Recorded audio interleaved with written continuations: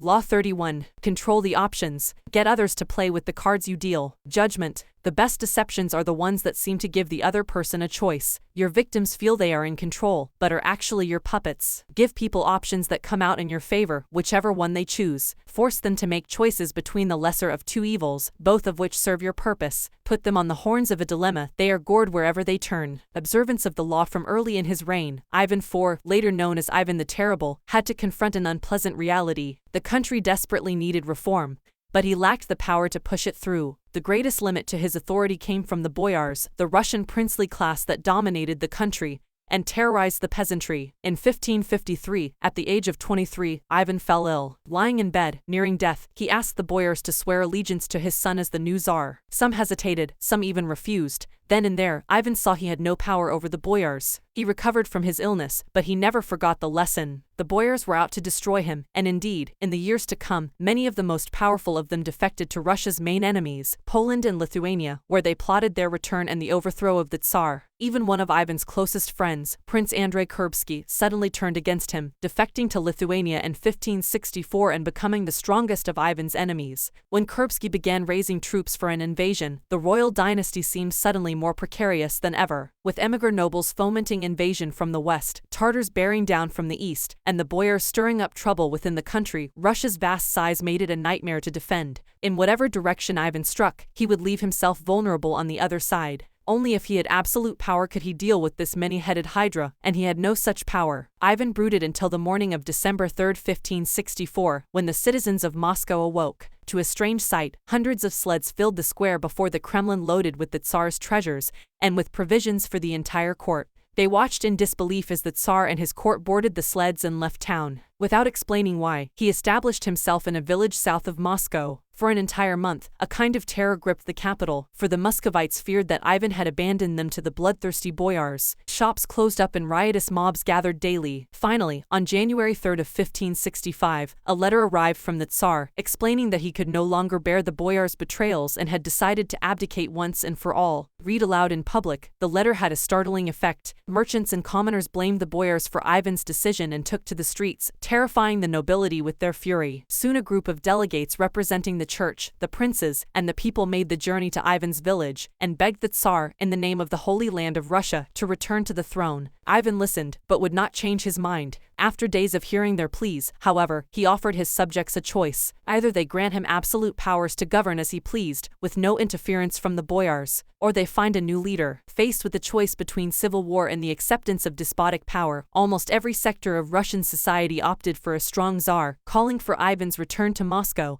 and the restoration of law and order. In February, with much celebration, Ivan returned to Moscow. The Russians could no longer complain if he behaved dictatorially. They had given him this power themselves. Interpretation, withdrawal and disappearance are classic ways of controlling the options. You give people a sense of how things will fall apart without you, and you offer them a choice. I stay away, and you suffer the consequences, or I return under circumstances that I dictate. In this method of controlling people's options, they choose the option that gives you power because the alternative is just too unpleasant. You force their hand, but indirectly, they seem to have a choice. Whenever people feel they have a choice, they walk into your trap that much more easily. Keys to power. Words like freedom, options, and choice evoke a power of possibility far beyond the reality of the benefits they entail. When examined closely, the choices we have in the marketplace, in elections, in our jobs tend to have noticeable limitations. They are often a matter of a choice simply between A and B, with the rest of the alphabet out of the picture. Yet, as long as the faintest mirage of choice flickers on, we rarely focus on the missing options. We choose to believe that the game is fair and that we have our freedom. We prefer not to think too much about the depth of our liberty to choose. This supplies the clever and cunning with enormous opportunities for deception. For people who are choosing between alternatives find it hard to believe they are being manipulated or deceived.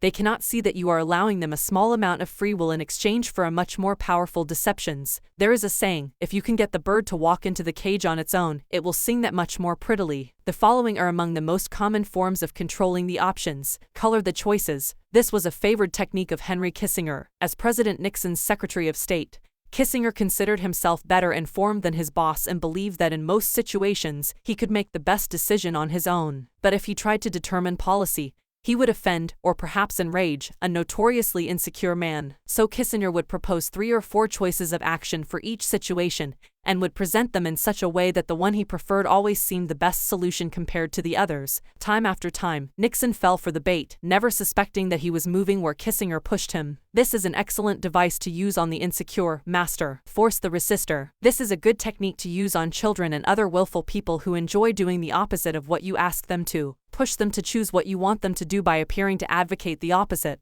Alter the playing field. In the 1860s, John D. Rockefeller set out to create an oil monopoly. If he tried to buy up the smaller oil companies, they would figure out what he was doing and fight back. Instead, he began secretly buying up the railway companies that transported the oil. When he then attempted to take over a particular company, and met with resistance, he reminded them of their dependence on the rails. Refusing them shipping or simply raising their fees could ruin their business. Rockefeller altered the playing field so that the only options the small oil producers had were the ones he gave them. In this tactic, your opponents know their hand is being forced, but it doesn't matter. The technique is effective against those who resist at all costs. The shrinking options. The late 19th century art dealer, Ambrose Vollard, perfected this technique. Customers would come to Vollard's shop to see some Cézannes. He would show 3 paintings, neglect to mention a price, and pretend to doze off. The visitors would have to leave without deciding. They would usually come back the next day to see the paintings again, but this time Vollard would pull out less interesting works, pretending he thought they were the same ones. The baffled customers would look at the new offerings, leave to think them over, and return yet again. Once again, the same thing would happen. Vollard would show paintings of lesser quality still. Finally, the buyers would realize they had better grab what he was showing them because tomorrow they would have to settle for something worse, perhaps at even higher prices. A variation on this technique is to raise the price every time the buyer hesitates and another day goes by. This is an excellent negotiating ploy to use on the chronically indecisive, who will fall for the idea that they are getting a better deal today than if they wait till tomorrow. The weak man on the precipice. The weak are the easiest to maneuver by controlling their options. Cardinal Duretz, the great 17th century provocateur, served as an unofficial assistant to the Duke of Orleans, who was notoriously indecisive. It was a constant struggle to convince the Duke to take action. He would hem and haw, weigh the options, and wait until the last moment, giving everyone around him an ulcer. But Retz discovered a way to handle them. He would describe all sorts of dangers, exaggerating them as much as possible, until the Duke saw a yawning abyss in every direction except one. The one Retz was pushing him to take. This tactic is similar to color the choices, but with the weak, you have to be more aggressive. Work on their emotions, use fear and terror to propel them into action. Try reason, and they will always find a way to procrastinate. The horns of a dilemma. This idea was demonstrated by General William Sherman's infamous march through Georgia during the American Civil War. Although the Confederates knew what direction Sherman was heading in, they never knew if he would attack from the left or the right, for he divided his army into 2 wings, and if the rebels retreated from one wing,